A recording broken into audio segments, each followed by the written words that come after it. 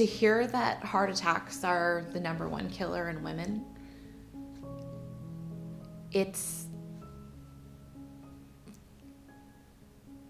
I wasn't paying attention.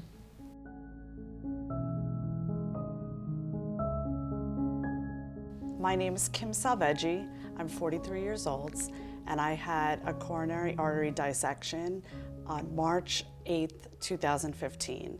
My name is Christine Wayne, and I was 37 when I had a heart attack and went into cardiac arrest 4 times.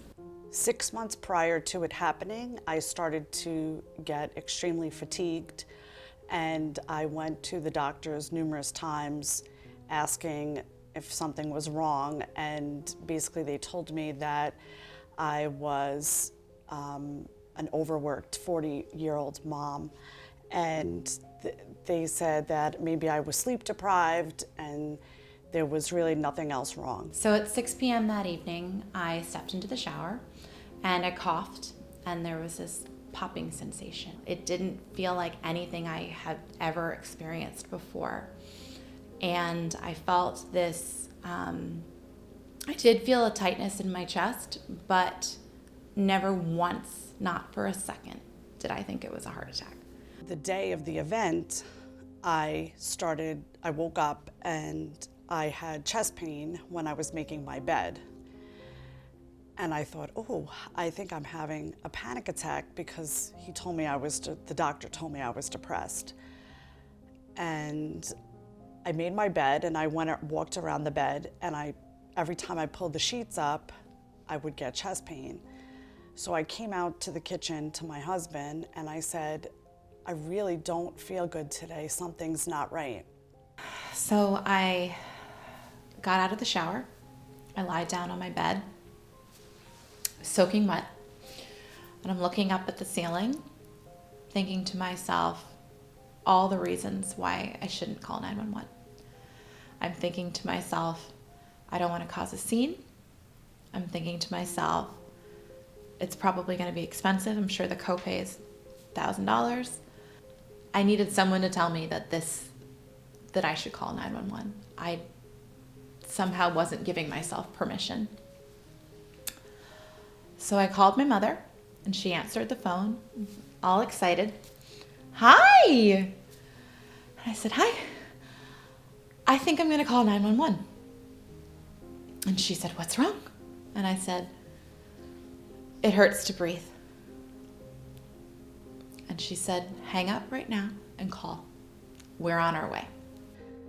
So I kind of tried to ignore the pain in my chest because I just said, oh, it's a panic attack and it's going to go away. And I laid there probably about 4 hours. And then after that, it started going down my arm, my left arm, and the pain just intensified. And my husband was leaving to take the girls to softball. And he said, you don't really look too good. Do you want me to take you to the doctor? And I said, no, they're not going to believe me. And I laid on the couch, and now it went into my left side of my jaw and my cheek. And at that point, I said, there's really something not right. So I got in the car myself, and I drove with my arm curled up in a ball, and I drove into town into the urgent care. I did an EKG. Within minutes, the doctor came in and said, Mrs. Salveggi, you are having a heart attack. So they called the ambulance right away, and I said to the doctor, I said, everyone's gonna believe me now.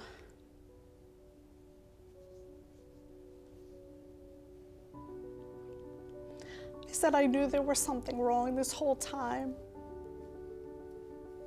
Between 7:04 and 7:20, I almost didn't make it.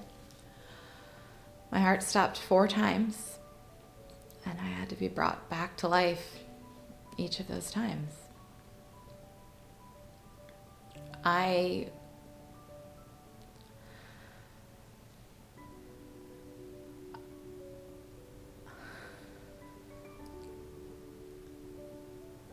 I don't know how to thank my doctors enough.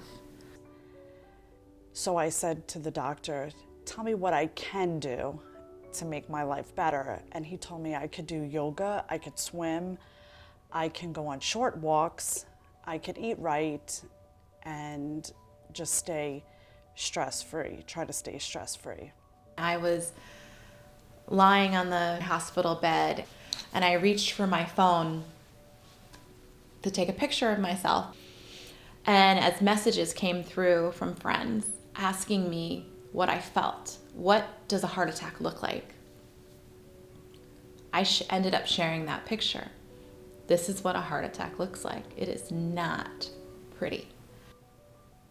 I think through all of this, most of my friends feel grateful that I'm sharing my story because being so young, none of us think heart attack. I don't know why I had a heart attack, but I know how important it was that I called 911. We do a lot more activities together than we used to. I just feel that family is so important and you don't know how much time you have with everyone.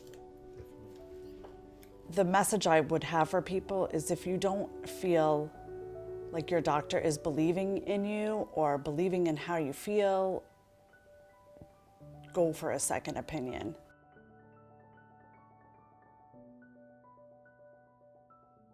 I encourage everyone to support the American Heart Association. So much more research needs to be done, and we need to fund this research.